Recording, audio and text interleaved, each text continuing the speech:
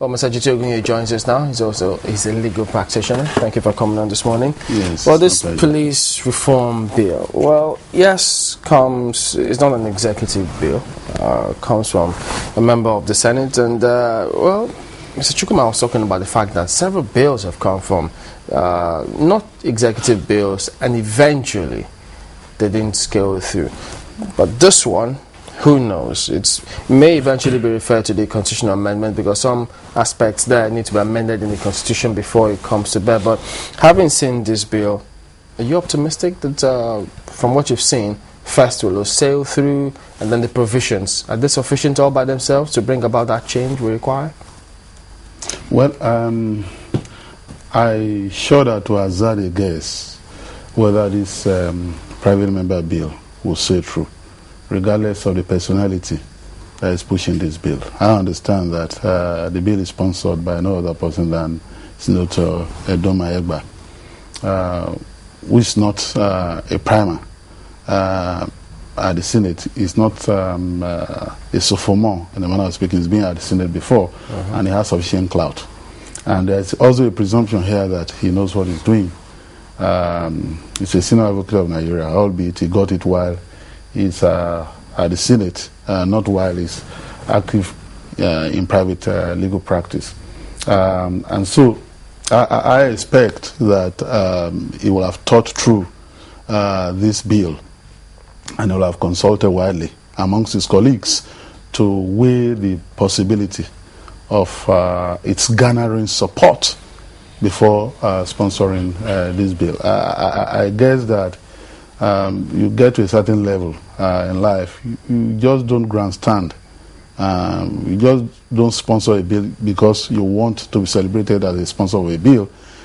You believe that a bill so sponsored has a fair chance of passing. Isn't that what he thought when he sponsored it? That's what I presumed that I thought. But overall, what do you think? Overall, I think that this bill, given the highlights we read in the media, is just scratching the surface. Yes, it's scratching the surface. How do you mean? The bill is not addressing the fundamental question. Which is also a constitutional matter, which is on the issue of how you organize the police force. It's not about how you appoint the Inspector General of Police or the Commissioner. How do you organize it in a federal state?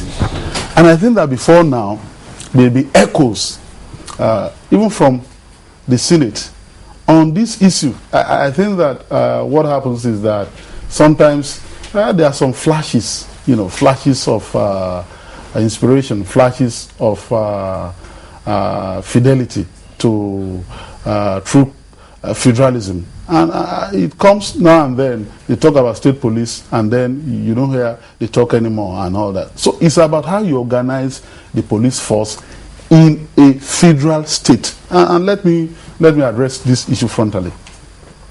Nigeria is expected to be, or supposed to be, a federation. You have a federal government, you have a state government, you have a local government. They are called governments. And so, law enforcement that is carried on by the police is part and parcel of governance. It is therefore an oddity and an aberration to then have a situation whereby that law enforcement is only organized around the central government and controlled by the central government. It's odd, and they need to see it. But if all you're talking about is let's limit the overarching powers of the president over the appointment of the Inspector General of Police, so that the president will not be able to control in an absolutist fashion the Inspector General of Police, then you are begging the question. Some part of the bill actually talks about maybe a semblance of what you're talking about. That's section 11 of that bill, which says that state commissioners shall be appointed by the Police Service Commission on recommendation of state governors. Then this part which says commissioners of police will have to establish community policing, and then they also will have community police boards. So isn't that somewhat typology of what you talk about in terms of participating on that? I've seen those aspects, but what I've realized is that this is not well thought through. With frank respect to the sponsor, is a hybridization between unitarily organizing the police and federalizing the police force. What I think the Senate and the National Assembly ought to do, and I've thought through this, is to have a bill to amend the Police Act, which was last amended, in 1967, and that's to say that it's due for amendment. So I support police reform. What they need to do is to have a robust bill that will not only attempt to amend the Constitution and make policing or police a concurrent item on the legislative list, and then have a uniform law or an act of general application, which will then ensure that the state will not disparately and separately be making their own laws. Because once that law is there, it is said that it has covered the field. Until that law is removed, states cannot be having their own separate, police laws and so on and so forth. That law will be there and will then empower the states to establish their own police force in accordance with the provisions of that one law that will have general application, so that you won't stay in Lagos and have a civil police force, and you then stay in Kano and have a Hijba that is called a police force in a state where we don't have a state religion. So there will be uniformity, but that law will be there, and then ensure that the states and local governments have their own police formation or police, not police force that is an arm of one unitary and federal police force, as this bill is reenacting or is attempting to reenact. So they get it all wrong. But now what they're trying to do, excuse me just a minute, is to say that yes, we've had all this talk about how you are going to have community policing, how you are going to have the state chief executives having a say in the appointment of police commissioner, how this commissioner will be responsible to the chief security officer of their state and all that. So what do we do? Let's collapse all this interest into this bill, and then let's have this bill. Yet the bill still espouses that you have one unitary police force in a federal state. This is an oddity. Elsewhere, even university campuses have their own police. In the United States, they do. It's very obvious that you are a staunch advocate of state police, but rather, I'm a staunch advocate of true federalism. And state police is a part of it. Okay, which is fair enough. But if you look at it, I mean, and the reasons that have been given for why we cannot have, state police as of now, they are cogent as well. Looking at this particular bill that is being proposed now,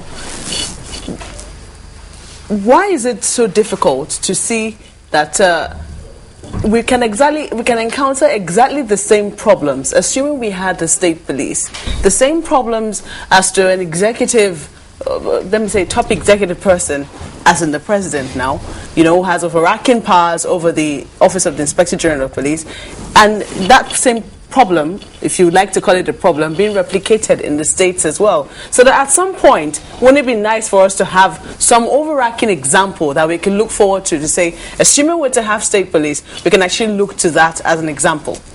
If this issue is well thought through, you can dilute the rigidity of the hold of the executive arm of government on the police force. At the state level, under what I call putatively my own proposal, you can have a situation whereby you have a state police service board that will not only be appointed by the executive, or that will be appointed by the executive subject to the confirmation of the House of Assembly of the state, from certain designated constituencies from the community from the academic sector, from labor, and so on and so forth. So that you then have a board that will not be beholden to the executive alone, that will deal with the issue of promotion, that will deal with the issue of empowering the police, logistics, and so on and so forth. And they'll be given those powers. Those powers and all that in that law. You can have that. But what I see this bill is trying to do is to look at all the clamor for devolution of powers and then have a middle of the road approach. So we won't have a federalized police as you have elsewhere. As you have in the United States of America, for instance, FBI, and then you have state police, you have county police. You don't even need to visit there or pick any test. You know, if you pick James Aldi Chase and you're familiar with it, a police a felon is an escaping felon is being chased to another territory. You have to take permission from that other police officer and so on and so forth.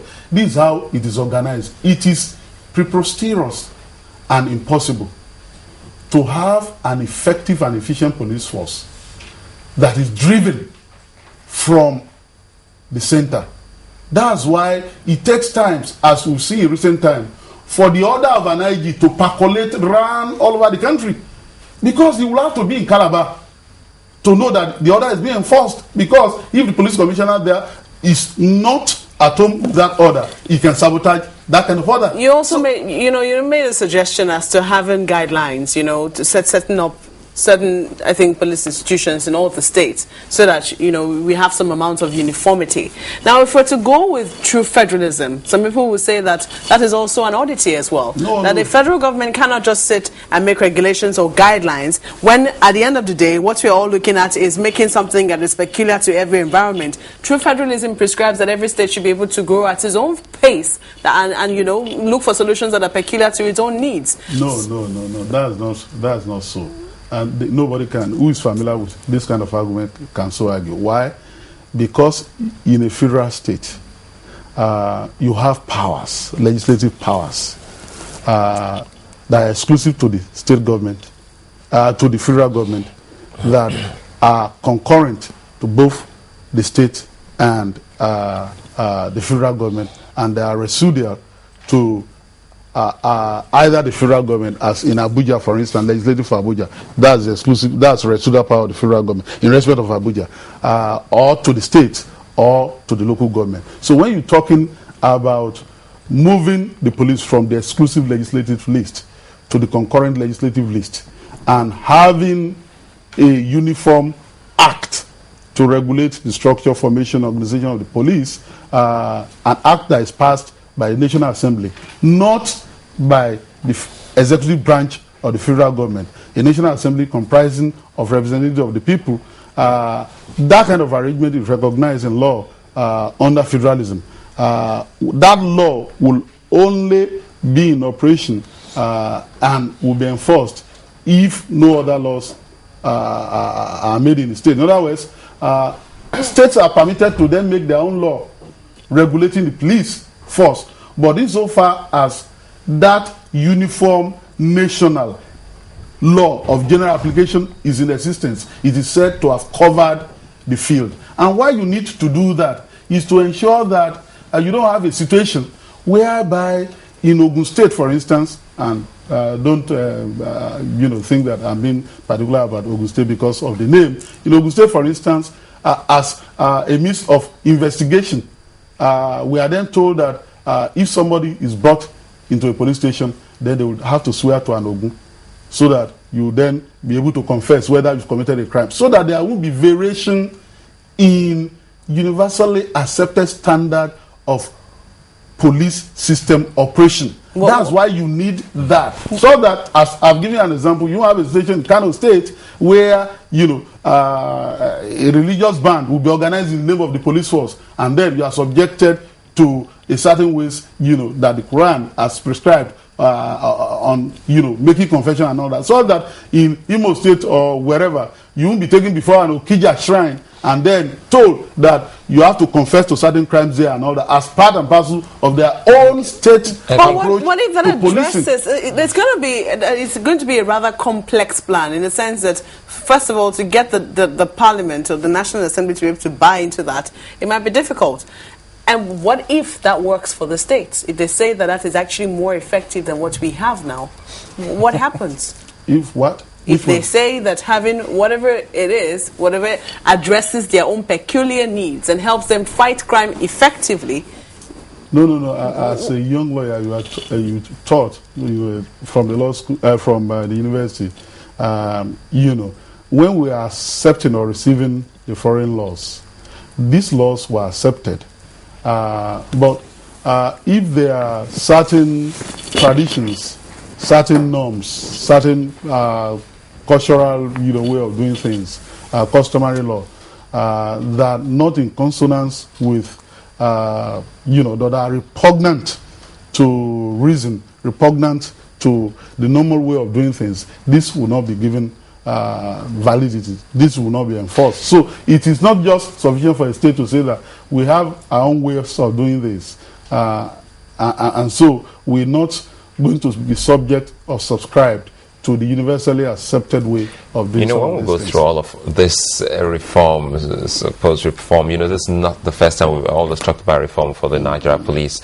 But again, one thing comes to mind. I think it looks like it's aimed at removing corruption and impunity. And if that is what all that means, would you advise that we use, if we're not looking at strengthening, when we talk about true federalism, it's always been on the front burner, just as the reform of the Nigeria police is. If we're trying to look for some kind of quick fix measure to addressing the problems of the Nigeria police, especially in combating and giving the nation the better security it needed, what should we be looking at? I always hesitate to talk about quick fix measures. We've had this democracy for 12 years. So why should we be talking about quick fix measures? So if we have these quick fix measures, when are we going to have enduring and lasting measures, to regulate our affairs? So I think that those that are put in a position to legislate for us, or who put themselves in a position to legislate for us, should not be thinking about quick fix measures. But that said, I think that the quick fix measures that we can talk about, if I depart from what I said, it's not about reenacting the Police Act or amending it. It will speak to the issue of personnel. It will speak, yes, you have 300 and something thousand police, and there's so many unemployments, everywhere, university graduates. What are they doing? Why can't they be integrated into the police force? Why can't the salary be made good? It will speak to the issue of infrastructure. Go to the police station. When you go to the police, do these stations appeal to you? I mean, when you see an advert, on Georgia, on CNN, and it's talking about the Georgian police, utterly corrupt. The president disbanded the entire police force. I've said it here before, and recreated it. He disbanded the entire thing. And so, as a testimony to how transparent the Georgian police has become, even their police stations from the outside, because they are built with glass, you can see the interior. Can we do the same here? That's why I talk about infrastructure. So if you are talking about those quick fix solutions, you're talking about equipment, you're talking about motivating the personnel, training and retraining, their modus operandi, and so on and so forth. So these are the things that they speak to. Motorizing them. Yes, the Nigerian police have said, the motorized patrol. That yes, you don't have roadblocks all over the country, but how many serviceable vehicles do police formations all over the country have? As to be able to patrol all our streets, all our neighborhoods, the highways, and so on and so forth. So those are the real quick fix solutions you must put in place, not amending the law. In any case, when you want to amend the law, it's not about quick fix. It's about soberly, taking these provisions through the legislative chambers. So it's not going to give you a quick fix if people think that when you want to fix a problem quickly, what you have to resort to is legislation. What about funding? Speaks to, I mean, is the core of a lot of this. The equipment they lack, the way the forces look, the offices, the stations. Funding is a big challenge. Yes. But when you look at this, when you situate the issue of the needs of the police force within the context of what is going on, you may think that there is no hope. We are all here. We talk about the police pension scam. People stealing money. That's money meant for police retirees. So what assurance do you have, or do I have, that if money is appropriated to even develop the police, you're not going to have a situation whereby this money is stolen? And who told you that money had not been appropriated in the past? You go to a police station and they tell you, I have no budget to run this station. I'm the DPO. I bought my own share. I, pay for my own table. It's true.